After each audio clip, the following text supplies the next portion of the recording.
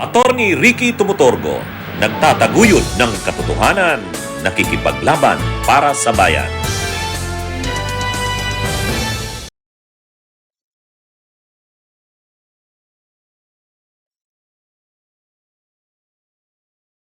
Mga kabunyog, mga kababayan, magandang araw po sa inyong lahat. Welcome po sa isa na namang episode ng ating segment na ito, Ang Take Ko, ita ni Attorney Ricky Tumutorgo. Eto mga kabunyog, mga kababayan, itong aking segment na ito, ginawa ko ito dahil kapag may mga maiinit kasing pangyayari, o may mga maiinit na kaganapan, mga issue sa ating bayan, marami akong messages na natatanggap. Tony, anong take mo sa ganito? Anong take mo sa issue na to? Kaya gumawa na ako ng regular na segment na ang tawag, ang take ko.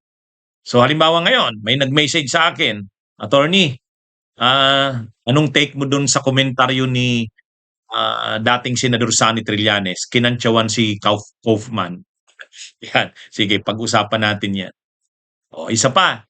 O, nag-resmack na si dating Secretary Ronald Llamas doon sa mga bira sa kanya ni Guanzon. O, anong take ko dyan? Sige, pag-usapan natin mamaya yan. O, at ito, parang tinanggap na ni Attorney Israelito Torion na mayroon nga talagang arrest warrant. Parang tinanggap niya na, tanggap niya na. Ha? O, sige, anong take ko dyan? Mamaya, pag-usapan natin. Ito, si Kaufman, na ano naman natin yon, na-discuss ko na yon dito sa aking mga channels at saka mga pages sa Facebook at sa YouTube. Yung pinost ni dating Senador Sonny Trillanes na picture, yung picture niya kasama niya yung may dalawang officials ng ICC, o ano ba yon, personnel, hindi natin alam. Pinost yun ni dating Senador Sonny Trillanes. Sa mismong ICC may picture siya doon. May sa kaliwa at kanan niya, sa left niya, sa right, ano yun? May dalawang ICC officials. Pinost niya yon. Ay nagkataon, pinost yun ni dating Senador Sonny Trillanes. Nung katatapos yung mga decisions ng ICC, lalo na nung appeals chamber na-deny. Denied yung request ni Kaufman ng interim release. Di siyempre ang dating nun parang pinapakita ni Trillanes na ano siya, alam niya kung anong na mangyayari yan kay yung pag-deny ng interim release. Tapos lumabas pa yung announcement ni Ombudsman Boying Rimulya na mayroon ng arrest warrant si Bato de la Rosa. Tapos sabi ni Secretary of Interior and Local Government Jun Vic Rimulya, ang malamang na source ng kanyang kapatid, di umano, ay si Trillanes. Ngayon, hindi naman yan kino-confirm ni Trillanes, hindi rin kino-confirm ni Ombudsman Boying, pero nag-post si Trillanes noon. Yung picture na yon, kasama niya yung dalawang ICC officials. Ngayon, nag-react ngayon doon si Kaufman. Nag-react si Kaufman. Sabi ni Kaufman, in due course daw, ibig sabihin sa tamang panahon at sa tamang forum, kikwestiyonin nila yung post na yun ni Trillanes. Kasi ang pinapakita doon na si Trillanes ay may network at saka may influence sa ICC. Ngayon, tinanong si Trillanes doon tungkol doon sa sinabi na yun ni Kaufman. Kinantsawan ni Trillanes si Kaufman. ang kantsaw ni Trillanes kay Kaufman, siyempre, sunod-sunod ang talo eh. Siyempre, sunod-sunod ang talo ni Kaufman, ay natawa na lang si Trillanes doon. Ay natural daw yon. Natural daw yun na gagawin ni Kaufman na gawing issue yung kanyang picture na pinost, ay kasi nga, sunod-sunod ang talo. Kumbaga, sabi ni Trillanes, ini-expect niya na yon kay Kaufman. Kasi nga, sunod-sunod ang talo. Dahil sunod-sunod ang talo, kaya pati yung kanyang pinost na picture, wala naman daw mali siya yun, pinost niya lang naman, linalagyan ng mali siya ni Kaufman. Kaya sabi ni Trillanes, unawain na lang natin yan si Kaufman kasi sunod-sunod ang talo eh. Sunod-sunod ang talo. Actually, Ano naman talaga na yan, nagiging issue na yan kay Kaufman. Magaling ba talagang abogado si Kaufman? Yun. Kahit sa mga DDS, yung mga Duterte diehard supporters, nagiging issue na sa kanila yan. Magaling ba talaga si Kaufman? Bakit pa naitalo? Ha? Lahat na yata ng request, lahat ng motion ni Kaufman ay ay talo. Oh. Kaya ano ito, nagiging issue ito. Oh. Ngayon, ito naman si dating Senador Sani Trillanes, parang natutuwa ito pag may mga ganyan eh. O kaya ganyan. Kinumentaryohan siya ni Kaufman. Ang warning ni Kaufman, pag sa tamang panahon daw, ki-question niya yan. Ibo-brought up niya daw yung ginagawa na yan ni Trillanes. Pero hindi naman natakot si Trillanes. Natawa nga eh. Natawa na may halong pang-uyam. Kumbaga tutuwa si Trillanes na nauuyam sa kanya yung mga DDS eh. Hmm? Ah, ginagawa kasi ng mga DDS na malaking issue si Trillanes. Kasi si Trillanes talaga yung nakikita nilang gumagalaw, nagpapahirap sa kanila eh. Yung pag-aresto kay Duterte. Tapos ngayon itong arrest warrant yung pagtestigo ni Garma. Sinabi rin mismo yan ni Ombudsman Buing eh, na ang kumausap kay Garma para magtestigo ay si Trillanes. Parang ang papel nga ni Trillanes, liaison. Siya yung parang nagiging liaison ng Pilipinas sa ICC. Kaya lang, unofficial liaison yata. Wala naman siyang official designation. Pero, ganun yung kanyang ginagawa na role. Ganun yung ginagawa niyang role. Nang pumunta nga kami ng The Hague, di ba, nung September, para sana sa confirmation of charges hearing. Pagkaalis namin ng The Hague, umalis kami ng The Hague sa ICC mga September 24. Pagkaalis namin, dumating din si Trillanes. Sayang, hindi kami nagkita doon. Kausap sana kami. Pero, yun na nga, pagbisita niya doon, marami siyang kinausap. Marami siyang kinausap. Pinost niya naman, pumunta rin siya doon sa kulungan ni Duterte. Pumunta rin ako doon, di ba? Nagpa-picture ako doon sa detention facility. Sa labas lang. Bawal naman pumasok doon eh. Ang nakakapasok lang doon yung abogado ni Duterte at saka yung pamilya niya. Si Trillanes hindi rin nakapasok. Hindi rin nakapasok. Ginawa pang issue yun kay Trillanes na si Trillanes daw ay pumasok doon nang hindi nagpaalam sa pamilya. Hindi naman pumasok si Trillanes doon sa loob ng kulungan ni Duterte. Kaya lang yun na nga, itong si Kaufman may official na reaction doon sa post ni Trillanes. Si Trillanes naman nag-react. Sabi niya, unawain na lang natin yan si Kaufman kasi laging talo eh. O di, syempre, kukomentaryuhan niya yung aking post. Pero sabi niya, wala namang mali siya doon sa picture niya na yun. At saka, lumang picture na yun, hindi naman ngayon yun, hindi naman recent. At saka si Trillanes naman talaga ang isa. Actually, ang mga nag-initiate ng kaso na yan, 2018 ba final yung mga kaso na yan sa ICC?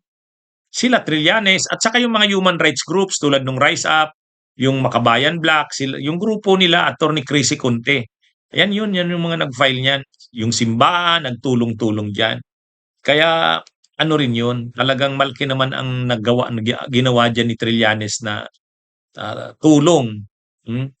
Actually, nung nag-rally nga kami sa ICC sa Dahig, nandun yung grupo niya, yung Magdalo, kasama namin sa rally. Kasama rin namin yung migrante, yung bayan, saka kami sa Bunyog. Kaya pagdating doon sa ICC, nagtutulong-tulong kami dyan, yung mga Bunyog, yung bayan muna, migrante, Magdalo. Yan eh. Napakaganda nga. Dito hindi nagsasama-sama yan, yung bayan, yung Bunyog at saka Magdalo. Dito sa Pilipinas hindi nagkakasama-sama. Pero pagdating doon sa abroad, doon sa issue ng ICC, magkakasama. Kaya yun. Anyway, na lang tayo dito. Tinawanan lang ni Trillanes yung reaction ni Kaufman. Lalo lang natutuwa si Trillanes na napipikon sila Kaufman sa kanyang mga ginagawa at pinupost. Ito, risback ni Llamas. Nag-risback na si dating Secretary Ronald Llamas. Sunod-sunod kasi ang bira sa kanya ni Guanzon eh. Tungkol doon pa rin yan, doon sa kontrobersya sa Rockwell Mall. Di ba ang nangyari, nalagay sa nalagay sa kontrobersya si Guanzon doon sa Rockwell Mall. Yung sinabihan niya na yung na mag-asawa ba yon o magkarelasyon pa lang, na sabi ni Guanzon, "Mata pobre ka, wala kang ang rilong Rolex, wala ka ring, bag na Gucci."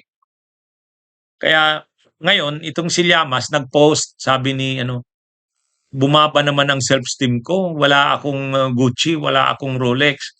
Ayun, napikon si Guanzon, kung ano-ano na, kung ano-ano ng mga tinawag na si Llamas na komunista. Pati si Risa dinamay na, komunista rin daw. Oh, tapos inintriga pa si Llamas, yung dati ng intriga kay Llamas saka kay Risa, na personal pa. Sabi ni Guanzon, eh, kung bakla ka, ang pangit-pangit mo, kung bakla ka, halos ano kayang kurso mo? Yung mga gano'n na, masyado ng personal yung mga tira sa kanya. O ngayon, actually kahapon sabi ko, ano kaya ito? Re-risk ba kaya sasagot kaya si Llamas? Sumagot na si Llamas ngayon, in-interview sa DZMM. Ang sagot ni Llamas, ano daw, sabi niya, um, naging daw lumabas yung pagiging matapobre ni Guanzon. Siyempre mayaman siya, kaya lang dapat hindi gano'n yung kanyang attitude o kung ano-ano nang linabas sa kanya na issue, sabi ni ah, at saka bilang lawyer, hindi hindi maganda yung, inasal ni Guanzon. Hmm, ah, Sabi niya, at saka yung mga pinagsasabi ni Guanzon, hindi rin maganda kasi lawyer nga siya, dapat yung ethical standards ng lawyer na niya naman. At yung reaction niya doon sa hindi rin maganda, naman, sobra naman yung naging reaksyon niya. At ito din daw ginagawa sa kanya na kung ano-anong mga paninira na personal lang masyado, eh, alam pa, sabi ni Llamas, daw hindi daw maganda sa kaya lang, naunawaan niya daw si Guanzon kasi may plano yatang magsenador eh. Sabi ni Llamas, ang gusto yata ni Guanzon maging tulad ni Miriam Defensor Santiago. Kaya gusto niya magsenadora, katulad ni Miriam. Yung problema, pinag-iinitan din daw siya dahil ang akala din daw ni Guanzon, magsisenador din daw siya. Kasi may mga tumatawag sa kanya, Senador Edo. So sabi niya, wala akong plano diyan sa politika. Wala. Kaya anyway, ewan ko kung sasagutin na naman siya ni Guanzon. Ah, ano ba 'yon? Sinasabi niyang may sinabi si Llamas, kinikiski sa mukha. Yung yaman, hindi ko na natandaan yung eksakto. Parang gano'n. Kaya si Llamas, yung reaksyon niya, yung response niya, pinipilit niya pa ring maging kumbaga pinipilit niyang maging cool lang, relax lang. Pero sumagot siya. Hindi niya naman pinatulan ng kabastusan yung mga bastos na sinasabi ni Guanzon. Pero sigurado, baka may sagot na naman maya-maya niyan, bukas si Guanzon. Umiinit itong dalawang 'to eh. Kinakantsawan nga nila nung mga host ng DZMM. Hmm, daw, paborito daw ni Guanzon si Llamas. Actually, nadadamay nga si Risa. Kasi ang sinasabi kakandidato 'yan sa line-up ni Risa. Bino-brought up 'yan ni Guanzon. Kaya parang lumalabas nga dito, ay 'di ba si Guanzon, Sara. Tapos si Llamas, Risa. Parang ang aga ng laban ng dalawa. Parang proxying laban ito Sa halip na naglalabanan na si Sara at Risa kasi maaga pa naman, ang naglalabanan yung nagtutulak kay Sara, si Guanzon. Ang nagtutulak naman kay Risa, si Llamas. Pero makita mo na yung init ng laban, Ay lalo na pag naglaban talaga sila Sara at Risa. Pero ang sinasabi ni Guanzon, binabanggit niya dito, dinadamay niya si Risa. Actually, mali nga yun. Bakit naman madadamay dito si Risa? Hindi naman involved diyan. O kaya lang, alam kasi ni Guanzon na si Llamas ang tinutulak niya na magpresidente sa 2028 si Risa. O, ay siya naman ang tinutulak niya si Sara. O.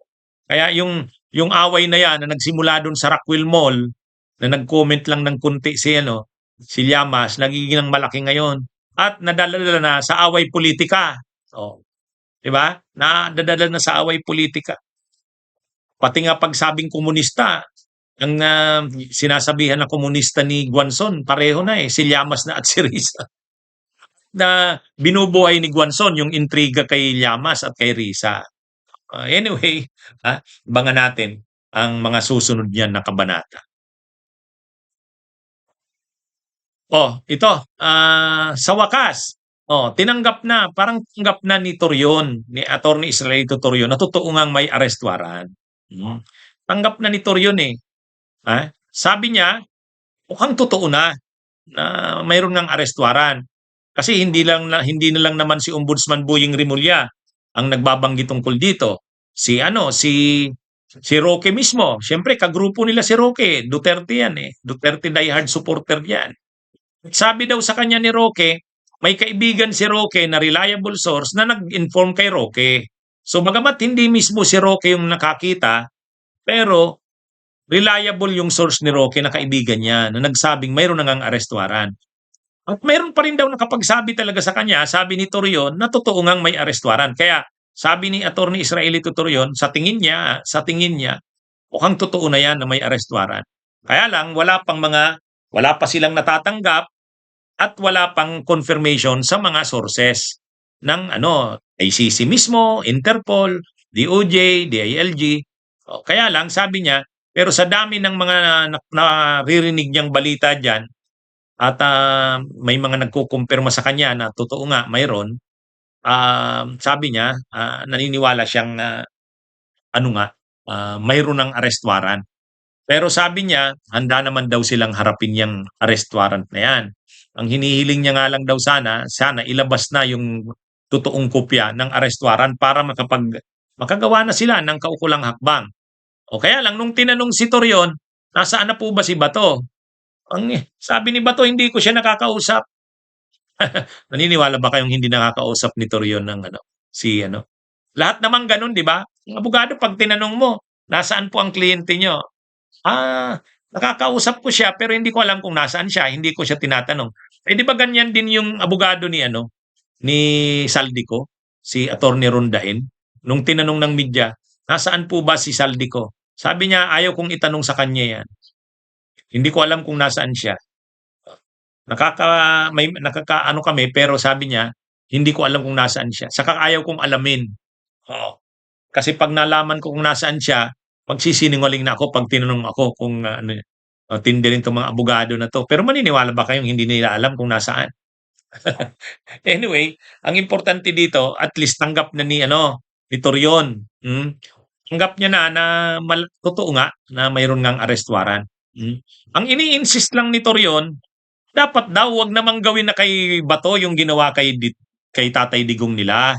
Kasi nga si Digong hindi na dinaan sa korte. Pagka-aresto, sinurinder na sa Interpol, dinala na kaagad sa ICC.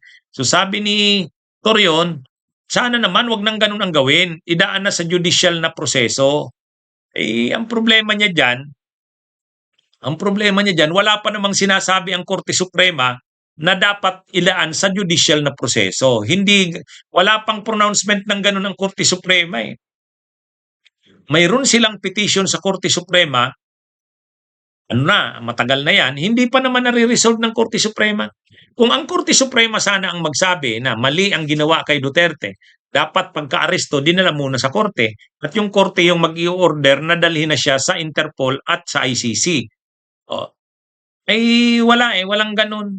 Si Torion, ang sabi niya, dapat inaan sa judicial na proceedings. Ang sabi naman ng gobyerno, nung inaresto si Duterte, sabi nila Secretary of Justice pa noon si Boying Rimulya, ang ginamit nila ay yung provision ng international humanitarian law na yung batas natin tungkol sa international humanitarian law.